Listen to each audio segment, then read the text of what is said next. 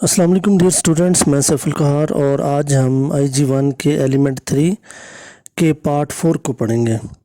जैसा कि पार्ट 3 के एंड में हम रिस्क के बारे में पढ़ चुके थे कि risk is the likelihood that hazard will cause harm in combination with the severity of the injury, damage और लॉस, के ये जो एक इम्कान है, चांस है कि कितनी शिद्दत के साथ कोई भी जो हैज़र्ड है वो नुकसान पहुंचा सकता है, इंजरी कर सकता है, डैमेज कर सकता है, लॉस कर सकता है, कुछ भी कर सकता है। और फिर रिस्क प्रोफाइलिंग के बारे में पढ़ा था, उसकी सारी डिटेल हमने पढ़ी कि ये क्या होता है और किस तरह हम जो है वो हैज़र्ड्स को आइडेंटिफाई करते हैं। उससे पहले रिकॉग्नाइज करते हैं, आइडेंटिफाई करते हैं, फिर उनकी जो है वो जो प्रिकॉशंस तय करते हैं और उनकी सब चीज़ें करने, फिर उसके बाद प्रायोरिटाइज कर लेते हैं कि किन किन को हमने अहमियत देनी है। तो ये जो आपकी रिपोर्ट बनती है IG 2 की, वो सारी की सारी इसी तरह रिस्क असेसमेंट ही है। लिहाजा इसको बहुत गौर के साथ आपने देखना है। और आज का जो हमारा क्वेश्चन है वो है the purpose of risk assessment. इसका मकसद क्या है कि risk assessment is often a legal requirement. आम तौर पर ये एक लीगल सरकारी रिक्वायरमेंट होती है कि ज़रूरी होता है। जैसा कि ब्रिटेन लॉ में और यूरोप में it is a statutory duty on the employer की ये सेचुरेटरी कानूनी ज़िम्मेदारी है कि वो carry out and record journal risk assessment और हर एक्टिविटीज़ की अलग अलग करता है। अब जो स्पेसिफ़िक हेल्थ एंड सेफ्टी से मुराद ये है कि बाज़ औक़ात कुछ अदारे ऐसे हैं जो सिर्फ़ अपने मखसूस टॉपिक के बारे में रिस्क असेसमेंट मांगते हैं। ठीक है, वो जर्नल नहीं मांगते, सारी नहीं मांगते। मसलन जो है वो the risk assessment focus solely on one type of category, one type of category के बारे में बात करते हैं। जैसा कि ब्रिटेन में जो है वो control of substances hazards to health, COSHH वाले जो है ना, ये क्या कहते हैं कि सिर्फ जो केमिकल्स हैं, जो हैज़र्डस सब्सटेंसेस हैं, सिर्फ उनके बारे में वो रिक्वायरमेंट करते हैं कि हमें इसके बारे में दें। इसी तरह जो जीबी एग्जांपल्स हैं इसकी, वो कौन कौन सी हैं कि जैसे कि ये फायर सेफ्टी के मतलब है इनका कि fire risk assessment required under the regulation he perform fire safety order 2005 में, वो क्या कहते हैं, सिर्फ फायर सेफ्टी के बारे में मांगते हैं। नॉइस असेसमेंट वाले जो हैं वो सिर्फ शोर के बारे में मांगते हैं। The aim of risk assessment is to ensure that hazards are eliminated. इनका मकसद होता है कि या तो एलिमिनेट कर दिया गया है, टोटल उसको ख़त्म कर दिया गया है उस हैज़र्ड को, या मिनिमाइज कर दिया गया है। ठीक है, और करेक्ट एप्लीकेशन उस पर लगा दी गई है। इसके बाद क्वेश्चन नंबर 2 जो बन सकता होता है वो है describe the objective of risk assessment are to prevent.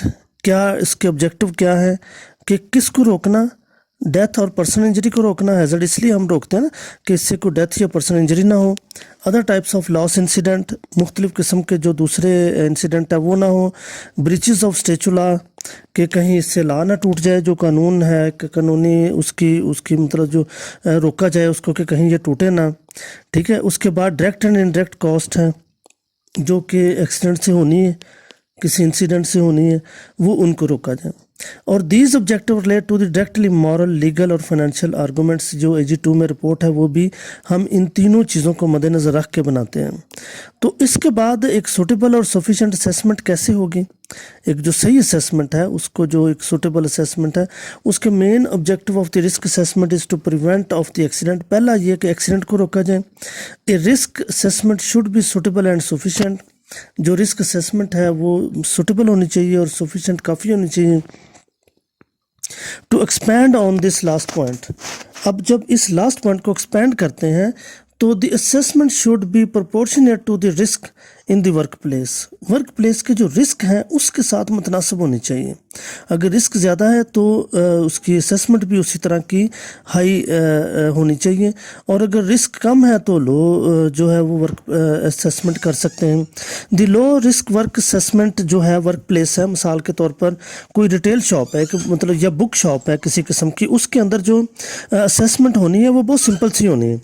ठीक है ना, लेकिन जो हाई रिस्क एरिया है, जैसे कि कोई केमिकल वर्क्स हो रहा है, किसी जगह पे एसिड का काम हो रहा है, किसी जगह पे जो हैज़र्डस सब्सटेंसेस बहुत ज़्यादा हैं, किसी जगह पे हॉट वर्क हो रहा है, तो वहाँ पर जो वो हाई रिस्क जो वर्क प्लेस की इंस्पेक्शन है वो होगी वहाँ पे। ठीक है ना, तो ये बड़ी अहम चीज़ है इसमें। इसके बाद इसकी जो फायर असेसमेंट है, जो फर्स्ट असेसमेंट वो टेक अ फ्यू आवर्स, चंद घंटों की होगी जो पहले वाली थी, और दूसरी जो है वो पूरा हफ्ता भी ले सकती है असेसमेंट जो है।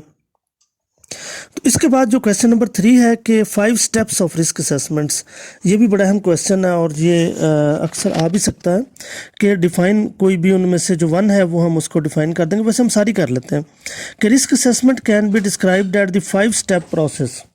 जो 5 स्टेप प्रोसेस में ये होती है, सबसे पहले आइडेंटिफाई दी हैज़र्ड्स।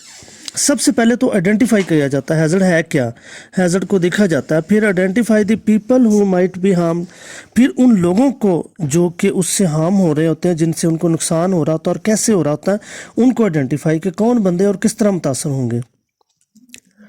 जो हमारी रिपोर्ट है IG2 की, वो सेम यही पॉइंट्स हैं। अच्छा, evaluate the risk and decide on precautions. जो इसके जो प्रिकॉशंस हैं उनको डिसाइड किया जाता है, उनको प्रिकॉशंस को देखा जाता है कैसे कैसे करने हैं, इवेल्यूएट किया जाता है उनको। रिकॉर्ड द सिग्निफिकेंट फाइंडिंग्स, जो फाइंडिंग्स हमने देखी हैं, जो हमने तलाश किया कि ये पॉइंट्स हैं, और फिर उनको इम्प्लीमेंट दैम, और फिर उनकी इम्प्लीमेंट क्या करना है, क्या करेंगे उसको हम, कैसे करेंगे। Review and update as necessary, फिर उसके बाद उसको रिव्यू किया जाता है और जो उसमें अपडेट ज़रूरी होती है वो की जाती है। अब identify the risk hazard, identify the hazard सबसे पहला। The first step is the risk assessment process to identify. पहला क्या है कि रिस्क असेसमेंट करें, सिग्निफिकेंट हैज़र्ड्स ढूंढें जो उसके साथ जुड़े हुए हैं, एसोसिएटेड विद वर्क, दे जो वर्क के साथ जुड़े हुए हैं। The hazards are the things that potential to cause harm. Hazard क्या कहते हैं, ऐसी चीज़ को जो नुकसान पहुंचाने की ताकत रखती हो। तो ये बहुत इंपॉर्टेंट होता है कि हैज़र्ड्स को आइडेंटिफाई किया जा सके, और जो सेफ्टी हैज़र्ड्स हैं उनको, जो उनकी सेफ्टी है उनके बारे में गौर किया जा सके। अब सेफ्टी हैज़र्ड्स कौन से हो सकते हैं? There are many hazards that are capable to causing immediate physical injury. बहुत सारे हाज़र्ड्स ऐसे हैं जो फौरी तौर पर आपको नुकसान पहुंचा सकते हैं। मिसाल के तौर पर वर्क एट हाइट, फौरी बंदा यकदम गिर सकता है। स्टैक्ड मटेरियल जो पड़े हुए हैं हमारे पास जो स्टोर में, उनके अंदर जो है वो बहुत कुछ हो सकता है। मूविंग व्हीकल्स, जो गाड़ियां चल रही हैं वो हो सकती हैं। मैनुअल हैंडलिंग, जो हमारी हैंडलिंग हो रही होती है, चीज़ें उठा रहे होते हैं, उसमें चोट लगने के चांसेस बहुत ज़्यादा होते हैं। तो अब moving parts of the machines, एक मशीन के पार्ट्स बहुत तेज़ी से मूव कर रहे हैं, उनके दरमियान आने से या उनके टूट जाने से या उनके कुछ भी, बहुत सारी चीज़ों में फौरी होते हैं। इलेक्ट्रिसिटी जो है वो भी फौरी हार्म पहुंचा सकता है। टॉक्सिक और कोरेसिव मटेरियल्स, जो वो है मटेरियल्स, वो भी कर सकते हैं। डीप वाटर, गहरा पानी है, वहाँ भी हो सकता है। नेक्ड फ्लेम, जो एक बिल्कुल सीधा फ्लेम है, उस भी कर सकता है। एनिमल्स जो हैं जैसे डॉग्स वगैरह, या वायलेंट पीपल हैं, या हेल्थ हैज़र्ड्स हैं, ये सारे जो हैं वो हैज़र्ड्स हैं जो फौरी नुकसान पहुंचा सकते हैं। Some hazard can cause potential disease और इल हेल्थ। कुछ ऐसे हैं जिनसे पोटेंशियल डिजीज़ बीमारियां पैदा हो सकती हैं। मसलन फिज़िकल में कौन से हैं? रेडिएशन है, वाइब्रेशन है, नॉइस है, एक्सट्रीम है, टेम्परेचर है। इन पे पूरा जो है वो IG बुक 2 जो है वो सारी इन्हीं से भरी पड़ी है। केमिकल में देख लें, लेड है, मरकरी है, सल्फ्यूरिक एसिड है, सिलिका है, सीमट डस्ट है, ये सारी केमिकल हैं। बायोलॉजिकल में HPV है, लेगोनिलिया जो वायरस है, ये बैक्टीरिया है, ये पानी के अंदर पाया जाता है, अक्सर पीने वाले पानी में नुकसान पहुंचाता है। रेबीज़ वायरस है, जो ये हल्के कुत्ते हो जाते हैं ना, जो कुत्ते पागल कुत्ते हैं, उनका वायरस होता है। तो एग्रोनॉमिक में जो है वेरी रेपिटेटिव मूवमेंट, बार बार एक ही मूवमेंट करने से, स्टूपिंग करने से, ट्विस्ट बार बार मुड़ने से, मैनुअल हैंडलिंग से, उससे हमें वो मस्कुलर पुल हो सकते हैं। साइकोलॉजिकल में स्ट्रेस या ट्रॉमा वगैरह आ सकता है। तो ये सारी चीज़ें जो हैं ये इनको हम डिस्कस करेंगे और इन्हीं पर मुश्तमिल हम रिपोर्ट तैयार करेंगे, जिसे रिस्क असेसमेंट रिपोर्ट कहलाती है। तो इसी में जो अगली IG2 बुक है उसके तकरीबन 8 चैप्टर्स इन्हीं चीज़ों पर मुश्तमिल है सारे के सारे। IG1 बुक के एलिमेंट 3 के पार्ट 4 का लेक्चर नंबर 2 और क्वेश्चन नंबर 5 पढ़ेंगे। यहाँ पर इंफॉर्मेशन सोर्सेज की बात हो रही है कि हमें इंफॉर्मेशन कहाँ से मिलेगी। बेसिकली जो हमने हैज़र्ड्स के बारे में इंफॉर्मेशन इकट्ठी करनी है, जो हम रिस्क असेसमेंट कर रहे हैं, ये इंफॉर्मेशन 2 तरह की होती है। एक इंटरनल इंफॉर्मेशन जो हमें अदारे के अंदर से मिलती है, और एक एक्सटर्नल इंफॉर्मेशन जो हमें अदारे के बाहर से मिलती है। तो यहाँ पे health and safety can be surprisingly complex, कहते बड़ी मुश्किल हो सकती है, यानी कि बड़ी आसान नहीं है। मतलब है कि wealth information available which may need to consulted during the risk assessment process, इसमें एक पूरी इन्फॉर्मेशन का हमें चाहिए होती है। तो प्रिंसिपल सोर्स इसके कौन कौन से हैं? इंटरनल और एक्सटर्नल। इंटरनल इंफॉर्मेशन सोर्स जो है वो कौन सा है कि ऐसी चीज़ें, सोर्स जो गिवन एन इनसाइट, जो अदारे के अंदर से हमें मिल जाती हैं।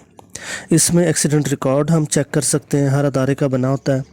जितने एक्सीडेंट होते हैं वो उन्हें ईमानदारी के साथ लिख लेते हैं, ठीक है। जबकि हमारे यहाँ ये होता है कि हमारे जो थर्ड वर्ल्ड कंट्रीज़ हैं यहाँ पे छुपा लिया जाता है। जैसे जो हिकमत की मेडिसिन है उसके साथ कोई साइड इफ़ेक्ट नहीं लिखा होता, लेकिन आपने देखा होगा कि जो एलोपैथिक मेडिसिन है उनके साथ कितने सारे साइड इफ़ेक्ट लिखे होते हैं, क्योंकि वो ईमानदारी के साथ हर वो चीज़ लिख देते हैं जो उनके मुशाहदे में आई होती है। इसी तरह वहाँ पर एक्सीडेंट रिकॉर्ड में हर चीज़ लिखी होती है, जिसमें कि नियर मिस भी लिखे होते हैं, एक्सीडेंट भी लिखे होते हैं, इंसिडेंट्स भी लिखे होते हैं। तो वहाँ से हमें बहुत सारी इन्फॉर्मेशन मिल जाती है। इल हेल्थ डाटा को अगर कोई बीमार हुआ है या कोई एब्सेंस रिकॉर्ड है, वहाँ से भी हमें मिल जाता है कि इतने लोग एब्सेंट रहे, उनकी वजह क्या थी, क्यों थी, कैसे। और मेडिकल रिकॉर्ड में बहुत बहुत कुछ हमें मिल जाता है। रिस्क असेसमेंट जो है वहाँ की पहले से हुई जो वहाँ से मिल जाता है। मेंटेनेंस रिकॉर्ड रिपोर्ट्स वहाँ से मिल जाता है। सेफ्टी रिप्रेजेंटेटिव इंस्पेक्शन जो है, जो पहले सेफ्टी जो इंस्पेक्टर थे उन्होंने क्या क्या इंस्पेक्शंस की, ऑडिट और इन्वेस्टिगेशन रिपोर्ट्स में हमें मिल जाता है। सेफ्टी कमेटी मीटिंग के मिनट्स में हमें मिल जाता है, ठीक है ना। और इसी तरह एक्सटर्नल डाटा कौन कौन सा है, इसमें नेशनल लेजिस्लेशन है, जो सरकारी कानून होता है, गवर्नमेंट का कानून होता है। इसके अलावा जो ISO के, BSI के, HSC के जो सारे कवानीन बने हुए हैं, वहाँ से हमें इंफॉर्मेशन मिल जाती है अपने काम के हिसाब से, क्योंकि ISO ने हर डिपार्टमेंट के लिए अलग अलग रूल्स बनाए हुए हैं। इसी तरह मैन्युफैक्चरिंग इन्फॉर्मेशन, जो एक मैन्युफैक्चर मशीन बनाता है तो वो उसके साथ लिख के भेजता है इंस्ट्रक्शंस बहुत सारी मशीनरी के बारे में। जैसे केमिकल्स के साथ MSDS होता है, मटेरियल सेफ्टी डाटा शीट, वो उसके साथ लगी होती है कि इसको किस तरह से आप इनको हैंडल करना है आपने। सेफ्टी जर्नल्स या मैगजीन्स आते हैं मुख्तलिफ जो शाया हो रहे होते हैं, ये बर्ड सेफ्टी काउंसिल वालों के भी हो रहे होते हैं, इसके अलावा आयोश वालों के हो रहे होते हैं, निबोश वालों के हो रहे होते हैं। कई सेफ्टी जर्नल्स होते हैं जो हमें काफ़ी हेल्प करते हैं। इसके बाद हैज़र्ड आइडेंटिफिकेशन मेथड कौन कौन सा है, ये एक बड़ा अहम टॉपिक है, क्योंकि यही सारा IG2 पे चलेगा हमारा। सबसे पहले हम टास्क एनालिसिस करते हैं। तो टास्क एनालिसिस में जो मेन काम है कि task analysis involves breaking a job into component steps and identify the hazard associated with each step. इसको ना अपने जो मेन काम है उसको स्टेप बाय स्टेप तकसीम कर दिया जाता है, और हर स्टेप के साथ जो हैज़र्ड्स एसोसिएटेड होते हैं, उसके साथ जुड़े होते हैं, उनकी तरतीब लगा ली जाती है। लिहाजा सेफ सिस्टम ऑफ वर्क जो है, सेफ वर्किंग मेथड जो था हमारा, उसके अंदर क्या हमने देखा था कि उसमें जितने भी हैज़र्ड थे उनकी आइडेंटिफिकेशन हो चुकी होती है कि ये यहाँ पे हम इनको एलिमिनेट कर चुके हैं, यहाँ पे नहीं कर सके, यहाँ पे ऐसे है, यहाँ पे ऐसे, उसके सेफ मेथड लिखे होते हैं, ठीक है। उसके बाद जो है नंबर 2 पे लेजिस्लेशन आ जाता है कि लेजिस्लेशन जो कानून बने हैं, कानून साजी जो UK की जैसे वो अंदर बनाया हुआ कि गाइडेंस डॉक्यूमेंट बताए गए होते हैं कि हर चीज़ को स्पेल आउट किया गया है। इसमें इंजीनियरिंग वर्कशॉप के फलां केमिकल लैब के, जो बायो लैब है, उनकी हर चीज़ के अलग-अलग दिए गए हैं। इसी तरह मैन्युफैक्चरिंग इन्फॉर्मेशन है, जो मैन्युफैक्चर कोई मशीन या कोई चीज़ या कोई चीज़ बनाता है उसकी मुकम्मल वो इन्फॉर्मेशन भी दे देता है कि ये मशीनरी इक्विपमेंट जो है, इसके साथ ये बुकलेट जो उसकी होती है ना, सेफ्टी बुकलेट, वो दी जाती है। इंसिडेंट डाटा के इंटरनल इंसिडेंट डाटा या near miss data can be useful in identifying hazard. ये बहुत अहम चीज़ होती है कि हमारे अपने जिस इंडस्ट्री के हम वो कर रहे हैं, उनकी पहले से जो बनी हुई बुक है उसके अंदर कौन कौन सा हैज़र्ड्स मौजूद हैं और कौन कौन सी उनकी प्रिकॉशंस और इस तरह की चीज़ें सारी जो मौजूद हैं, उनके बारे में टोटल डिटेल दी गई होती है। तो इसके बाद क्वेश्चन नंबर 6 है, इसी का स्टेप नंबर 2 है identifying the people at risk. अब पहले तो हमने अदारे के बारे में बात की, अब हम लोगों के बारे में बात करेंगे कि लोग कौन कौन से रिस्क में होते हैं। ये क्वेश्चन हम पहले भी पढ़ चुके हैं चैप्टर नंबर 3 में कि कौन कौन लोग एक हैज़र्ड से इन्वॉल्व हो सकते हैं। सबसे पहले वर्कर या ऑपरेटर जो हैं उसके, ठीक है, may be directly involved with activities working near by और पासिंग बाई। जो काम कर रहे हैं ना उसके ऊपर, मशीन के ऊपर जो ऑपरेटर्स काम कर रहे हैं वो डायरेक्टली इन्वॉल्व होते हैं। इसके बाद मेंटेनेंस स्टाफ है। मेंटेनेंस स्टाफ कौन कौन सा होता है कि जो मसलन एक मशीन है उसके ऊपर सेफ गार्ड लगा हुआ है, ठीक है, वो आके उसका सेफ गार्ड उतार देते हैं। किसी वजह से मशीन नहीं चल रही, वो उसको खोलते हैं, बंद नहीं सही हो सकता या कुछ ऐसा हो जाता है, तो उस वजह से भी बहुत सारे हैज़र्ड्स बन जाते हैं कि जनाब ये सही नहीं कर सके। तो क्लियरनेस है, जो सफाई करने वाले लोग हैं वो अक्सर क्या करते हैं कि वो रिमूवल कर देते हैं अपने सेफ गार्ड को उतार के, क्योंकि अगर ऊपर चढ़ना है तो वो इतना कुछ पहना होगा तो वो सही सफाई नहीं कर सकेंगे, विंडोज़ को साफ़ नहीं कर सकेंगे। तो इसके अलावा जो है कॉन्ट्रैक्टर्स हैं, कॉन्ट्रैक्टर जिनके जो कि may be carrying out the independent of the work, कोई अलग अपना काम कर रहे हैं, अब वो उनको जो है उनके एम्प्लॉइज़ जो हैं, जो उनके साथ लोग काम कर रहे हैं, जो उनके करीब लोग हैं, वो सारे भी हैज़र्ड्स में आ सकते होते हैं उसके साथ में। विजिटर्स हैं, विजिटर जो वहाँ से लोग गुजर रहे हैं या मिलने के लिए आए हैं या देखने के लिए आए हैं या कोई विज़िट करने के लिए आए हैं, इवन के अगर रिस्क असेसमेंट के लिए आए हैं या कोई HSC के लोग आए हैं, कोई भी आए, वो सारे विजिटर्स में आ जाते हैं। तो मेंबर्स ऑफ पब्लिक जो आसपास के लोग हैं, ठीक है। विसिनिटी का मतलब होता है, यहाँ पे लिखा है may be in the vicinity of the work place. Vicinity का मतलब आसपास के लोग जो हैं, कि जो इर्द गिर्द उसके लोग हैं, जो वहाँ से गुजर रहे हैं, कुछ जा रहे हैं, वो सारे पब्लिक के लोग कहलाते हैं, ठीक है। वो भी इफेक्ट हो सकते हैं उस हैज़र्ड के साथ, ठीक है। मसलन release of toxic chlorine gas, अगर क्लोरीन गैस खारिज हो रही है तो उसमें कौन कौन लोग जो हैं वो इन्वॉल्व हो सकते हैं। इसके बाद क्वेश्चन नंबर 7 है एवेल्यूएट द, स्टेप नंबर 3 है, जैसे हम स्टेप 1 2 3 पढ़ रहे थे। Evaluate the risk and decide on precautions, कि एवेल्यूएट कैसे करेंगे रिस्क को, ये भी बड़ा अहम टॉपिक है और ये अक्सर इसका क्वेश्चन बन जाता होता है। Having identified a particular hazard, एक ख़ास हैज़र्ड के बारे में उसको आइडेंटिफाई करना, people who might be harmed, और इससे कौन कौन लोग मुतासर होंगे ये डिसाइड करना, ये पूरी रिपोर्ट बनाने का तरीका यहाँ बता रहे हैं। The next step in the risk assessment process is to answer the simple question. अगला जो है वो कहता है सिंपल सा क्वेश्चन है कि इज़ लेवल ऑफ रिस्क, क्या जो लेवल ऑफ रिस्क है जनरेटेड बाय हैज़र्ड, जो हैज़र्ड की वजह से लेवल ऑफ रिस्क बना है, एक्सेप्टेबल, वो एक्सेप्टेबल है, और does it need to be reduced, या इसकी ज़रूरत है। मसलन एक छोटा सा हैज़र्ड है तो हम कहते हैं कि नहीं ये एक्सेप्टेबल है, इतना कोई नहीं, कुछ नुकसान नहीं देगा। मसलन एक ईंट पड़ी हुई है रास्ते में, तो हम कहते हैं कि चलो अगर ये पड़ी भी रहे ना तो कोई ज़्यादा नुकसान नहीं, लोग देख के गुजरे, रोशनी काफ़ी है, लाइट काफ़ी है, और वर्कर भी कुछ उठाया नहीं हुआ उन्होंने, मैनुअल हैंडलिंग नहीं है, लिहाजा सिंपल लोग गुजर जाएंगे, और अगर गिर भी जाएगा तो ज़्यादा नहीं होगा। लेकिन अगर नॉट एक्सेप्टेबल है तो फिर उसकी ज़रूरत है रिड्यूस करने की, उसको काट दें ऊपर से या उठा दें या जो भी कर सकते हैं वो कर लें। अब इसमें 3 चीज़ें आती हैं, लाइकलीहुड, सेवरिटी और रिस्क रेटिंग। लाइकलीहुड का मतलब होता है चांस होना, मतवक्को होना कि ये हो सकता है ऐसा। सेवरिटी कितनी शिद्दत के साथ हो सकता है, और रिस्क रेटिंग के उसका फिर दोनों को हम इनको ज़रब देंगे, लाइकलीहुड ज़रब severity is equal to risk. तो ये हमने एक फार्मूला है जिसके तहत हम उसके शिद्दत को निकालेंगे कि कितना वो नुकसानदेह चीज़ है, कितना रिस्क है। तो risk is a combination of likelihood and hazard, ये मैंने जैसे आपको बताया कि ये उनका एक कम्बिनेशन बनता है। तो इसमें जो अक्यूट हेल्थ इफेक्ट है, short term effect can be experienced immediately, ये जो देखना ही होता है। अब इसका हम जब फार्मूला देखेंगे ना तो आपको वापस समझ आ जाएगी। Risk is equal to likelihood ज़रब सेवरिटी, कि लाइकलीहुड कितना है और फिर सेवरिटी कितनी है, मतवक्को चांस कितना है और उसकी शिद्दत कितनी है।